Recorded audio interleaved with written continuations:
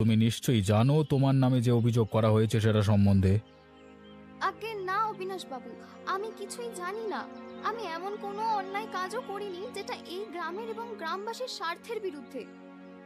দুঃখ, তোমাকে নাটক করতে হবে না। এত বড় একটা অন্যায় করে তুমি সকলের সামনে মিথ্যে কথা বলছো।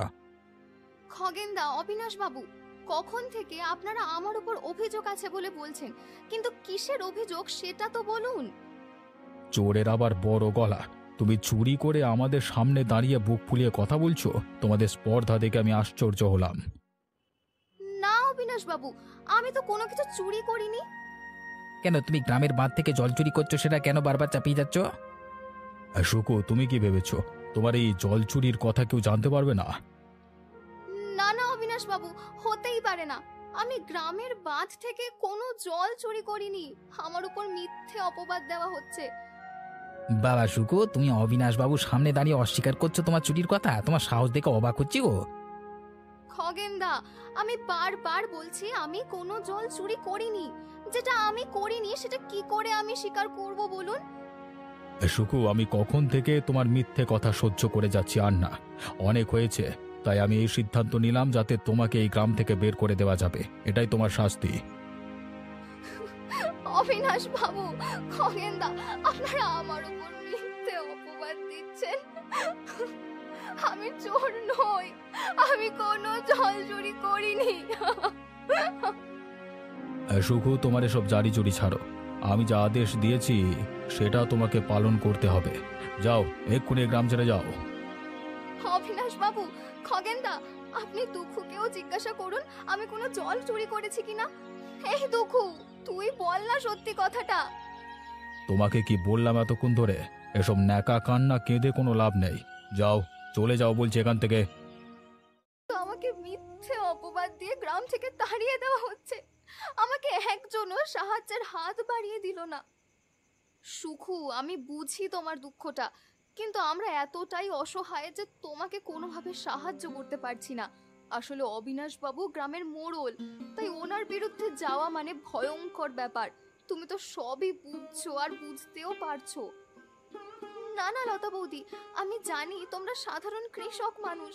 তোমরা ওই অবিনাশ বাবুর মতো মানুষের সাথে কি করে লড়াই করবে? বৌদি, আমি এখনই গ্রাম ছেড়ে চলে যাচ্ছি। হায় হায়, সুকুর সাথে অনেক অন্যায় হয়েছে। অবিনাশ বাবু, খগেন এটা ঠিক করেনি। এ কি, সব চাল কুমড়োর গাছগুলো তো শুকিয়ে যাচ্ছে।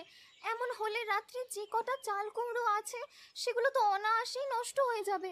তাহলে আমি যা ভেবেছিলাম যে চাল কুমড়োর বেচে সম্পূর্ণ টাকাটাই আমি আমার কাছে রাখবো, সেটা এখন কি করে সম্ভব হবে?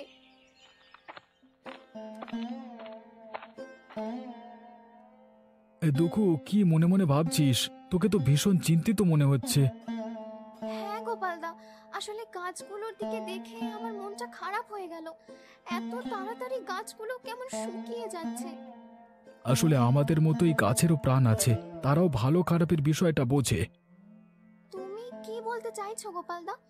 গাছ আবার ভালো খারাপের বিষয় কি বুঝবে? দুঃখু, গাছ সব বোঝে রে, বোঝে। শুকু থাকতে গাছগুলোর দেখতে অন্যরকম হয়ে গেছিল। কত চাল কুমড়ো ধরেছিল। যেই শুকু গ্রাম ছেড়ে চলে গেল, ঠিক তারপর থেকেই গাছগুলো কেমন যেন শুকিয়ে যাচ্ছে। গোপালদা, আমি কিন্তু কিছুই বুঝলাম না। কি আর করবি বল, সবই হচ্ছে পাপের ফল। আমাদের মানুষের থেকে গাছ এবং প্রকৃতি অনেক বেশি সচেতন। তারা ভালো মানুষ এবং খারাপ মানুষকে নিমেষেই চিনে ফেলতে পারে। গোপালদা, তোমার এসব কথা আমার মাথায় ঢুকছে না। আমি শুধু এটা নিয়ে চিন্তিত যে গাছগুলো কেন শুকিয়ে যাচ্ছে। গাছগুলো শুকিয়ে গেলে যে চাল কুমড়োগুলো নষ্ট হয়ে যাবে। দুঃখু, আমি খুব সাধারণভাবে তোমাকে বোঝাতে চেষ্টা করেছি। যাক, তোমার মাথায় এসব কথা ঢুকবে না। এই কুমড়ো গাছগুলো শুকিয়ে যাওয়ার একটাই কারণ, সেটা হচ্ছে তোমার পাপ। তুমি লোভ করে শুকুকে এই গ্রাম থেকে তাড়িয়ে দিয়েছো, তাই তোমার এই পাপের ফলের জন্য গাছগুলো সব শুকিয়ে যাচ্ছে। এত চেষ্টা করেও তুমি আর এই গাছগুলোকে আগের অবস্থায় ফেরাতে পারবে না।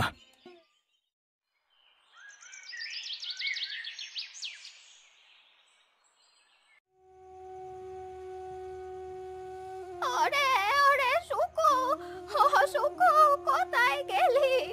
এদিকে আয় বাবা, একটি ভাড়া ভালো লোক নয়, ওদের কথা শুনবি না। আয় শুকু, তুই ছাড়া যে আমি বাঁচবো না। দিদা, তুমি কথা বলো না, তোমার শরীর ভীষণ খারাপ। তুমি চুপ করে চোখ বন্ধ করে ঘুমানোর চেষ্টা করো, আমি তোমার মাথায় জল ঢেলে দিচ্ছি, দেখবে অনেক আরাম পাবে। না না শুকু, ও শুকু রে, আয় আমার কাছে আয়। দিদার এই অবস্থা আমি একদম সহ্য করতে পারছি না।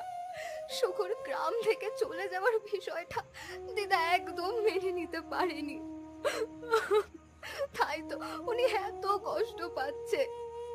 ঠিক বলেছ লতা, আসলে দিদার প্রাণ ছিল সুখু। সে দিদার সমস্ত কাজ দেখাশোনা করত। দিদাও সুখুকে অনেক অনেক বেশি ভালোবাসতো, তাই দিদার এই সব কিছু কিছুতেই মেনে নিতে পারছে না দিদা।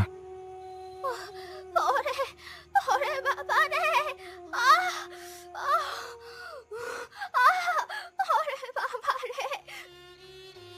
ও দিদা, ও দিদা গো, তুমি কোথায় চলে গেলে আমাদেরকে ছেড়ে? ও দিদা। সত্যি দিদা, সুখুর জন্য তোমার মন অনেক কষ্ট পেয়েছে, আর সেই কষ্ট সহ্য না করতে পেরে তুমি এই পৃথিবী ছেড়ে চলে গেলে দিদা। গোপালদা ঠিকই বলেছে, আমার পাপের জন্য আজ এই অবস্থা। আমি অতি লোভ করতে গিয়ে সর্বত্র হারালাম। সুখুকে, দিদাকে এবং গোপালদা আর লতা বৌদির বিশ্বাসকেও হারালাম।